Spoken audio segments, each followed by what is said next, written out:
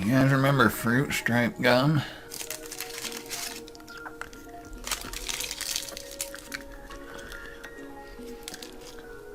And the flavor's gone. Anyway, hey guys, it's Andy, aka Elogee.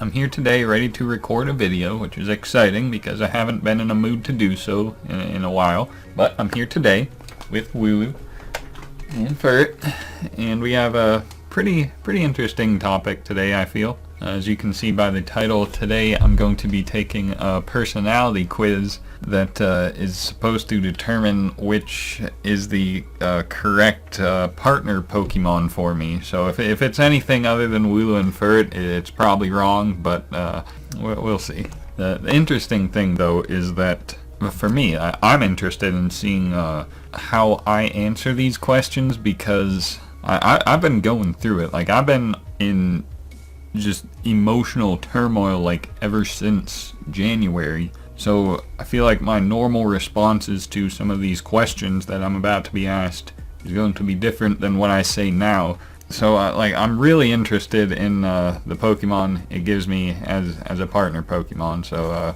this is another Uquiz quiz. And here we are, as you can see, who's your partner Pokemon? 218 possibilities. So quite a big selection of Pokemon options. Welcome, young trainer, to the Pokemon Laboratory. I'm Professor Bayberry, and here with the Pokemon partner selection process works a little differently. Instead of the trainer picking the Pokemon, the Pokemon picks the trainer. Why don't you sit down and answer a few questions? Alright, let's just answer the questions here by first ginger. Let's enter the name. Should I go Elogee or I don't think the name matters at all. So let's just see. So let's start with some questions about who you are. How do you view your identity? My identity is fluid and ever-changing. My identity is my only real home. My identity is a stranger and sometimes feels like another me. Okay, we're question one and this is already getting way deeper than I expected from a Pokemon quiz. My identity is what I repress. If I look too closely, it scares me. It's what I really am, even if I can't always show it. It's the freedom to be whoever I want to be. It's not this. Like, I'm not repressing myself, really. Sometimes it feels like a stranger, which is, cause like I go through stages sometimes where I feel like where I'm, for a long time, I'm just like stoic and emotionally like kind of empty, but then something will happen where I get very emotional and I feel like a different person, but I also feel like that's the true me. So I kind of want to pick this answer. This one's vibing hard with me, though. My identity is my only real home. My identity is what I am, even if I can't always show it. Maybe this, too, although I feel like I do show my identity to those who are willing to look, I guess. My identity is the freedom to be whoever I want to be. It's not really an identity, that's more of just a fact. I think I'm going to go with, no, because it's not a stranger. I wouldn't consider kind of conflicting sides of me. I wouldn't consider one of them a stranger. I guess I'll go with this, because I guess I don't really show too many people. Like, I don't hide it, but I don't really show anyone. Like, I'm very introverted. I don't talk to anyone about myself, really. So I guess this is the most fitting. This is, like I said, question one, and this is already way more philosophical than I was expecting. Which of these sounds the most like home? Two-story house in a cul-de-sac with my friends nearby. A beach house high up on the sand overlooking the sea. A cottage deep within a forest grove lit by fireflies at night. A farmhouse on acres of rolling hills dotted with wildflowers. A cabin located high in the mountains, dusted by snow. A tent pitched somewhere in the wilderness, the stars above me.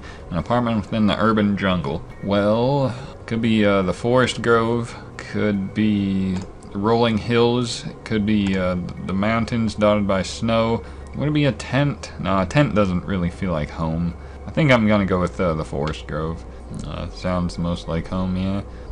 How do other people perceive you as a first impression? I don't know, to be completely honest. I have no idea what people think of me. Friendly and outgoing, that's possible. Easygoing and calm, that's possible. Inquisitive and thoughtful, that's possible. Observant and blunt, I don't think they would think that from their first impression. Determined and competitive, or that. Confident and opinionated. I don't think that either. Because, like, I am a lot of these adjectives. I mean, I feel I am. I feel I'm pretty confident and competitive. But, like, I don't think these are traits that others would picture me having their first time viewing me. Maybe this, because I'm pretty quiet and, like, I don't really like small talk. Like, I can talk and will initiate conversation, but I don't typically do that. I don't know what people think of me, so I'm just gonna go with this, because I feel like that's what I would think of myself, because I'm quiet, so I think I would be thinking and listening instead of talking. I don't know. I have no idea what people think of me. Would people describe you as having a large presence? I don't know, but I do got over 300 subscribers, so that must mean something. Yes, very much so. I command attention and prefer it that way. Yes, I tend to stick out whether I like it or not. Somewhat depends if I'm comfortable. Never really noticed. I'd say an average amount. I don't make an effort to stand out or blend in. Not really, just around my friends, not at all. I don't attract much attention. Definitely not. I tend to go unnoticed, for better or for worse. I feel like I don't go unnoticed, mostly because of my hair, because, like, everyone always... that's another thing. Like, a lot of people, when they first see me, they see my hair, and they probably jump to certain conclusions that may or may not be true, and that my hair gets me a lot of attention, but I don't know if I command it, or if I, like, stand out, or if, and this quiz is kind of difficult. I don't know about this one. I guess I'll go with somewhat, maybe. I have no idea. Which of these is a strength of yours? Oh boy. Playful. I can be playful. Observant. I'm definitely observant. Resilient? Yeah. Excitable? Kinda. Sometimes. Strategic? Yes. Ambitious? We're getting there. Helpful? I'd like to think so. Loving? Devoted? Yeah. Inquisitive? I'd like to think so. Just? Maybe. Not so much. Even-tempered? I think. Confident? I'd like to think. Okay, so this isn't what someone else perceives of you. This is what we think of ourselves. Okay. And we can only pick one, bro. Bro, are we serious? Like, this could be any of me. Come on. I think I'll go with observant. It seems like the strongest one here. I would go with helpful too, but that feels like I'm hyping myself up too much. Maybe inquisitive too, or even-tempered. Actually, yeah, I think I will go even-tempered. Not that this is a particular strength of mine, but others' quick temper, I view that as more of a weakness. So, I guess you could say this is a strength. Yeah, we'll go with that. Which of these is a weak? Oh boy. Okay. Shy? I am not shy. I'm introverted as all get out. More than I think I realized for a long time, but I'm not shy. I can talk to anyone. I just choose not to really talk to most people, I guess. Cowardly? I don't think I'm cowardly. Temperamental? No. Indecisive? Okay, this might be the one, boys. Indecisive. Reckless? Definitely not reckless. I'm way too indecisive, and I don't take risks. Commanding? That's not me. Stubborn? Okay.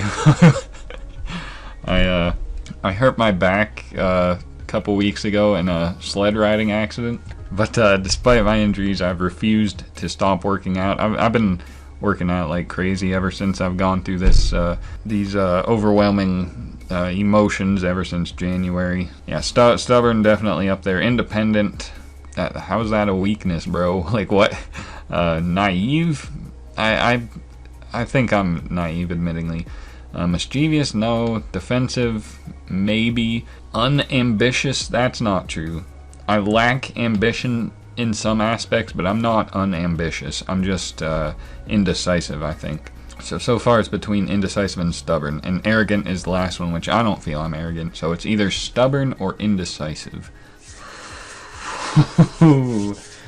I think I'm going to go with stubborn just because of recently. I have made some decisions recently that I otherwise wouldn't have because of my indecisiveness. And as I mentioned, I've been so stubborn that I've ignored my injuries in favor of exercising to take my mind off the pain. So I think I'm going to go with stubborn on this one. How long does it take for you to open up to people? Not long at all. I'm very open. A little while I need to warm up. A long time. Keep things close to my chest. I need an answer after this. Like, I never open up to anyone. It's kind of messed up when I really thought about this a lot ever since January, and it was very eye-opening realizing just how little I actually reveal to others and how much I would like to be able to open up to someone that I trust, like that we could open up to each other. And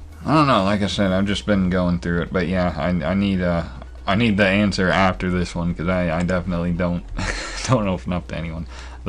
What's your role in the friend group? Friends, bro? I don't know about that one. The leader. I'm confident friend who comes up with the plans. Not me. Social butterfly. I love meeting new people and making friends.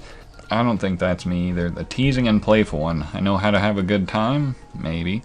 A supportive peacemaker. I'm there for others. And a shoulder to cry on. Maybe. I guess. The insecure and anxious one. I tend to need a lot of support. I don't want to click this one. I don't think it's me. The withdrawn one. I like socializing, but I struggle with being emotionally vulnerable and connecting with others. That's the one, boys.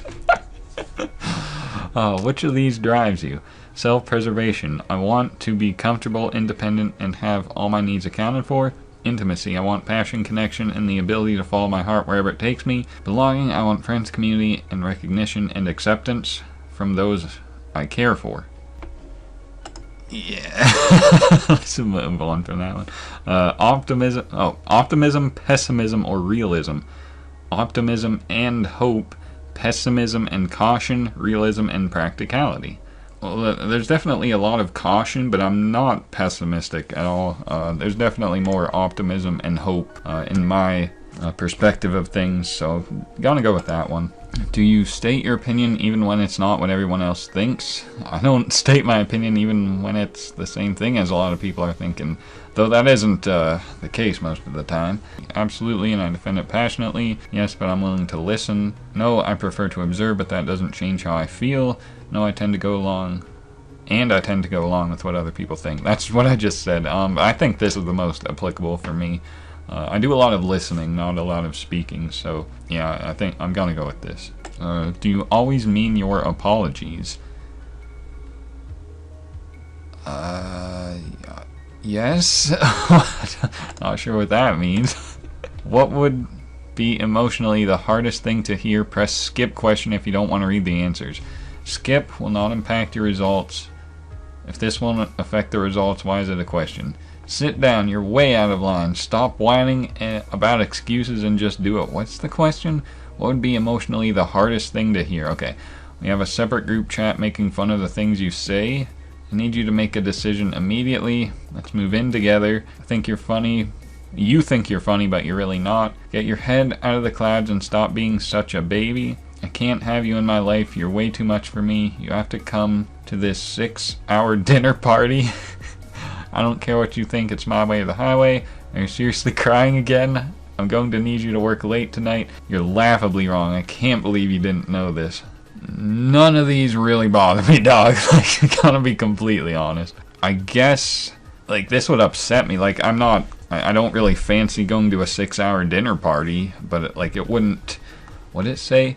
Would be the hardest to hear? Like, it wouldn't, it's not like, stop, like, seriously crying again. I don't really cry in public, so no one would ever say that to me. I'm going to need you to work late tonight. I do that all the time, so that doesn't bother me. I guess if it was someone I really cared about and she said this to me, that would probably hurt more than anything else. So yeah, I'm gonna go with that.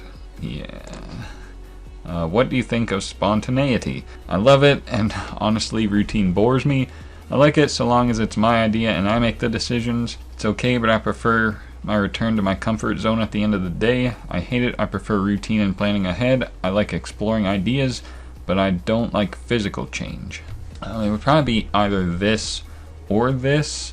Yeah, definitely one of these two. I think with my recent decisions that I mentioned a few questions ago, I'm going to be experiencing some changes, so I will go with this, because I'm going to be getting out of my comfort zone a little in the near future, so we'll go with that. How have you grown? Oh boy. I'm always pushing myself to grow. I have a future in mind, and I'm determined to get there. Pretty fitting, recently. I feel like the person I used to be and the person I am now are separate people, but I love them both. That's pretty applicable. I feel like I'm at a crossroads between all of the possible people I can be, and I have to decide, okay, that,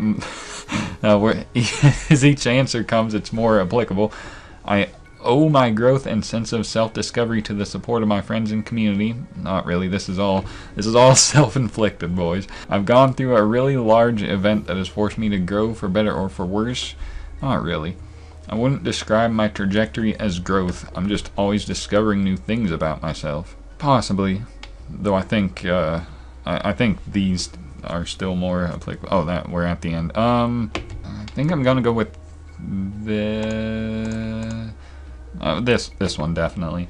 Which of these best describes the role you take in a team? I'm the idea maker. You take initiative. That I can already tell this isn't me. I'm the presenter. I'm the face of the team and will advocate for the work we all did. I don't think so, but maybe. I'm the representative. I field questions from outside sources and fit that into the plan. Not really. I'm the tester. I like to make sure things are going to work from every angle and cover our bases. That might be it. I'm the problem solver. I get into the gritty and fix problems as they arise to keep things smooth. I don't think that's me. I'm the morale. I keep people motivated and truly believe in the importance of what we do. I like to think I'm the morale.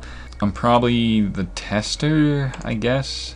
Just because I don't feel like I motivate others well, because sometimes I have a hard time motivating myself. It would be cool to be the morale, but I don't think I can give myself that prestigious of a title, so we'll go with this. How do you problem solve?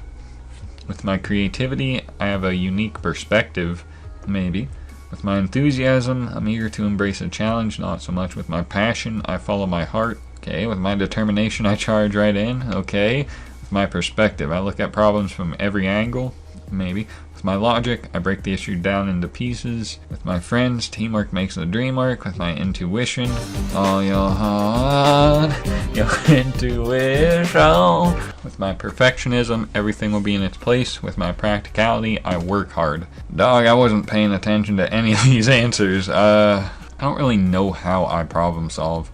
I guess this. Because I do try to avoid looking at things one-dimensionally, or even two-dimensionally, or sometimes even three-dimensionally, but we're not ready to talk about that, so we'll go to next. Fight or flight? I will always pick fight and defend myself or others. Fight unless the challenge is too great, then flight. Flight unless I feel cornered, then fight. I will always pick flight. I value survival. I think I'm gonna fight. If it's defending myself or my honor, I don't care as much, but if it's someone I care about, then yeah, we're fighting, bro. Next. Do you like to try new things or stick to what you know? I always stick to what I know. It's my favorite for a reason. Yeah, I'm open to it, but often the tried and true method is just better. I make an active attempt to try new things when they arise. I'm always looking for new things, and I find familiar things get stale. I am more so with this one. Maybe this, but I feel like this is more applicable to me, so we're gonna go with that. What's your favorite season? Summer, fall, winter, or spring? I love all seasons, you guys. I always have a difficult time deciding a favorite. Summer's when you can do things like outdoors, like you can go swimming or kayaking or just running. That's the prime time to do a lot of my outdoor activities that I love. Fall just looks beautiful. You're still able to do your summer activities. It's just not as warm or comfortable sometimes, but fall might be the one.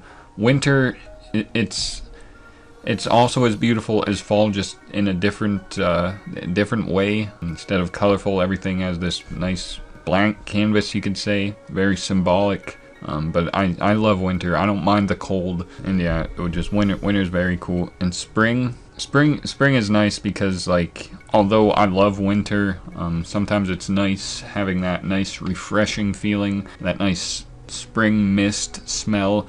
It's so good, so refreshing.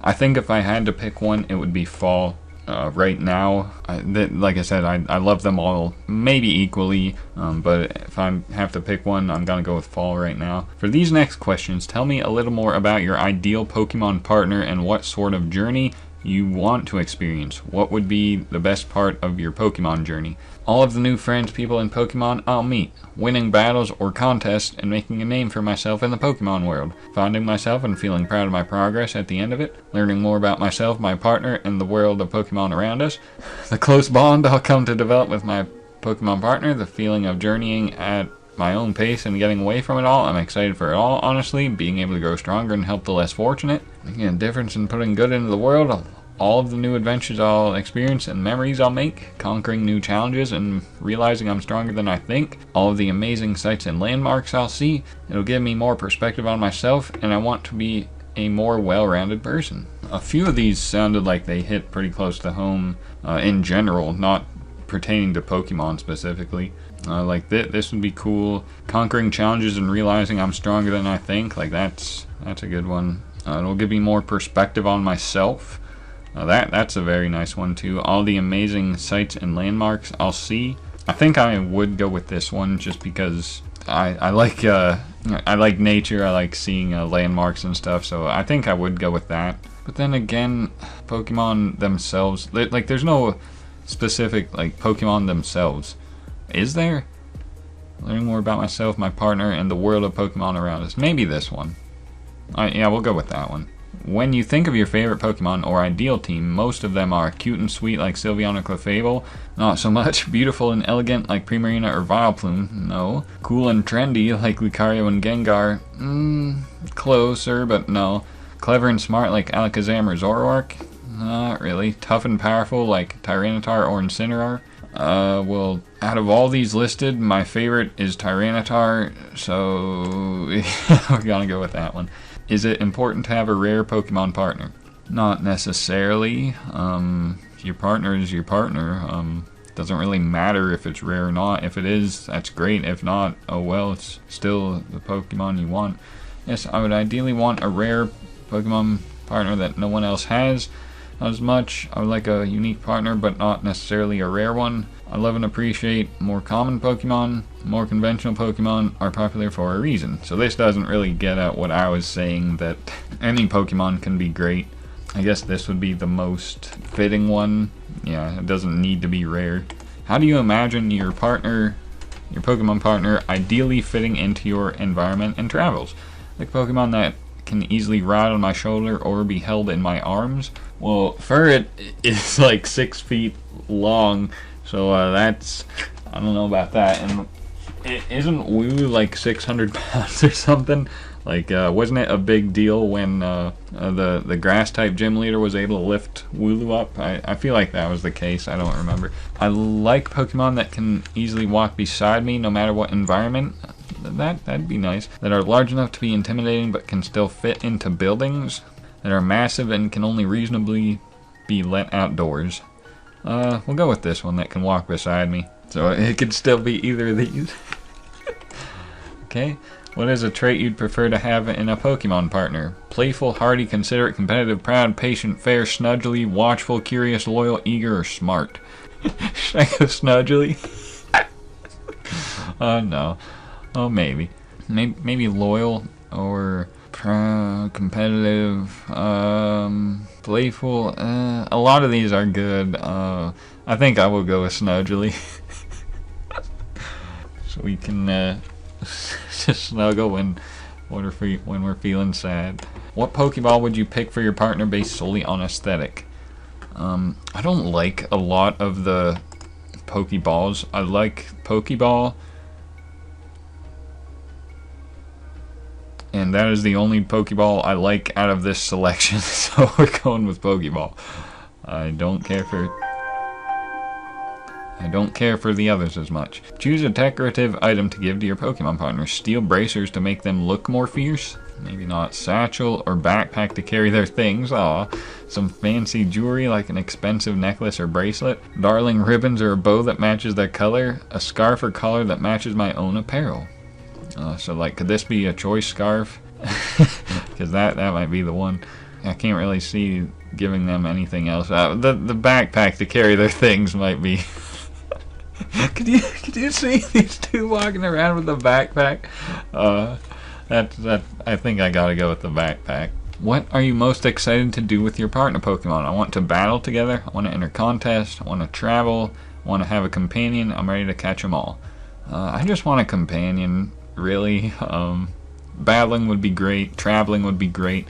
Catching them all would be great. Contests, not so much. But I'm gonna go with I just want a companion. What would you and your partner be most excited to see on your journey? The Seafoam Islands, the Brass and Bell Towers, the Cave of Origin, Mount Coronet, the Relic Castle. Okay, so this is Gen 1, 2, 3, 4. Relic Castle, Gen 5. Parfum Palace, that must be Gen 6. Miley Garden, that's Gen 7. Or Glimwood Tangle. Probably the Brass and Bell Towers, just because Ekrutik is amazing. Aesthetically, love the autumn vibe. Just Johto in general has amazing scenery. I think we would go with that one. Though a lot of these are cool too, like Glimwood Tangle is very nice.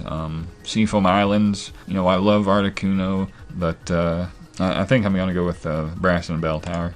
What are your thoughts on Pokemon evolution? Not necessary. I like my partner just the way they are. An important decision. Maybe we'll decide my partner should evolve, maybe not. It depends on the situation. It's my partner's choice. I want to help them be the type of Pokemon they want to be. A cause for celebration. It's a signifier of how close my partner and I have become. Exciting. It shows how much my partner is growing and how far we've come since the beginning. A fun challenge. I want my partner to grow and be the strongest and best they can possibly be. I think it would be my partner's choice. Yeah, you don't want to force them to grow into something they may not be ready for. So, yeah, we'll go with the partner's choice. Which of these would you and your partner prioritize in a Pokemon battle? Strong attack, defense, special attack, special defense, strong HP, or speed? Probably attack. Yeah, probably attack. What are the most useful Pokemon abilities? Ones that activate at the start of the battle like Intimidate and Pressure. Ones that reduce or negate incoming damage like Levitate and Fluffy. Ones that prevent or heal status conditions like Insomnia and Shed Skin. Ones that produce or utilize items like Pickup and Ripen is apparently an ability. Ones that prevent critical hits and OHKOs like Sturdy and Shell Armor. Ones that power up certain moves like Iron Fist and Sheer Force. Prevent status reduction like Keen Eye or Clear Body. Ones that raise stats under certain conditions like Sap, Sucker, and Steadfast. Inflict status condition like Cute Charm and Static. This is not it. Induce weather like Grassy Surge or Sandstream. There's a lot of good ones here. There's this one, like if I had a Abomasnow, it could summon the Hail. I love these abilities, the ones that just power you up. These are great too. This is difficult. I think I will go with inducing the weather and the terrain, just because I like the idea of having a Abomasnow that just summons weather automatically. You and your Pokemon partner have your backs against the wall in a battle that's going to be tough to win. What do you do? I'm not concerned. We spent our entire journey training for experiences like this. I know we can win. I know we're going to be okay. We've been through worse. Okay, that essentially says the same thing. I'm stalling to buy time while we look for a way out. Stumbled into this bad situation by mistake, and it's on me to get us out. That could be the one. I tell my Pokemon partner that I love and believe in them. Together we can do anything. Maybe. I put myself between the threat and my Pokemon partner. I would endanger myself before I let them get hurt. No, I probably would do that, but then my partner Pokemon would be sad. Don't panic and keep calm. Thinking we can't win isn't going to help. Yeah, tackle the battle head on, no guts. Bro, how many options? Okay. Now is the perfect time for a playful quip before we pour our heart and soul into the battle. Okay. I get amped up. I let my nerves fuel my instincts. It's a tough battle, but we studied the road ahead and planned for something like this. Okay. Fighting isn't always the answer. Maybe we can reason our way. No. My partner has my back and I have theirs. Teamwork is the solution to this. Okay. There are a lot of options here that I would probably pick. one of these could be this, could be this, could be this, could be this, could be this, could be this. Oh man, I think I would go for the playful quip like, "Hey Wooloo." It's time.